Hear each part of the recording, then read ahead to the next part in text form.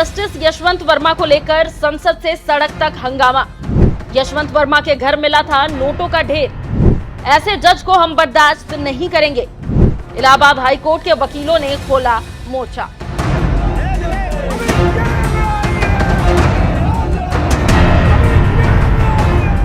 नमस्कार, news express देख रहे हैं आप। आपके साथ मैं हूं खुशबू राय। दिल्ली हाईकोर्ट के जस्टिस यशवंत वर्मा उस समय चर्चा में आ गए जब उनके घर से 16 करोड़ रुपए कैश मिलने की खबर आई थी।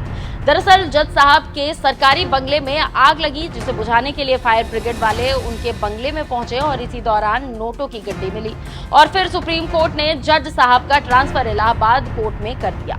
ऐसा लगा कि मामला थम गया, लेकिन अब ऐसा लग रहा है कि यह मामला इतनी आसानी से नहीं थमने वाला, क्योंकि इस मुद्दे पर अब इलाहाबाद हाईकोर्ट के वकीलों ने मोर्चा खोल दिया है और कह दिया है कि ऐसा जज हम बर्दाश्त नहीं करेंगे।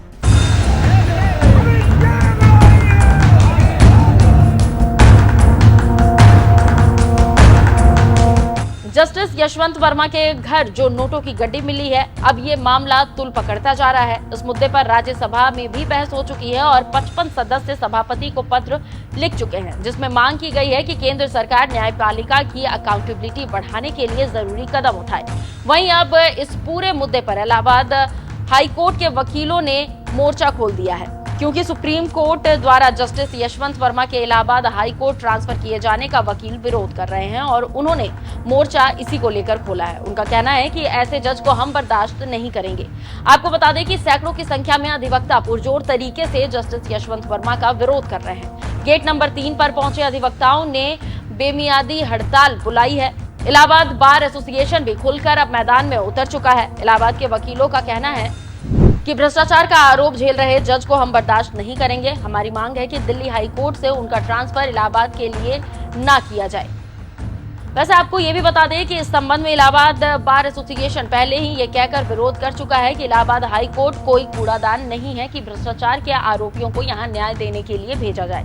आपको ये भी बता दें कि कुछ दिनों पहले जस्टिस यशवंत वर्मा के दिल्ली स्थित आवास पर आग लग गई थी, जिसे बुझाने के लिए फायर ब्रिगेड वाले आए थे और इसी दौरान उन्होंने दावा किया कि उन्हें भारी मात्रा में नोटों की गड्डी मिली है, जिसकी कीमत लगभग 16 करोड़ बताई जा रही है। यह मामला सामने आने के बाद सुप्रीम कोर्ट ने जस्टिस यशवंत वर्मा का इलाहाबाद हाईकोर्ट ट्रांसफर कर दिया। वहीं इलाहाबाद हाईकोर्ट बार एसोसिएशन ने इसका विरोध करते हुए जस्टिस यशवंत वर्मा के खिलाफ भ्रष्टाचार के आरोप को लेकर महाभियोग की मांग भी की।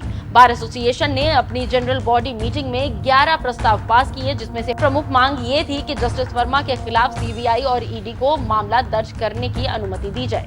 हालांकि जस्टिस यशवंत वर्मा के बयान ने इस पूरे मामले में एक नया ट्विस्ट ला दिया है, क्योंकि उनका कहना है कि उनके आवास पर मौजूद कर्मचारियों को कोई कैश नहीं दिखाया गया। उन्होंने हाई कोर्ट के चीफ जस्टिस DK उपाध्याय को जवाब दिया है और कहा है, जब आधी रात के आसपास आग लगी तो मेरी बेटी और मेरी निजी सचिव ने अग्निशमन सेवा को इसकी जानकारी दी, जिनकी कॉल रिकॉर्ड की गई। आग बुझाने की कवायद के दौरान सभी कर्मचारियों और मेरे घर के सदस्यों को सुरक्षित चिंताओं के मद्देनजर घटनास्थल से दूर जाने के लिए कहा गया था। आग बुझाने के बाद जब वे घटनास्थल पर वापस गए तो उन्होंने मौके पर कोई कैश या मुद्रा नहीं देखी थी।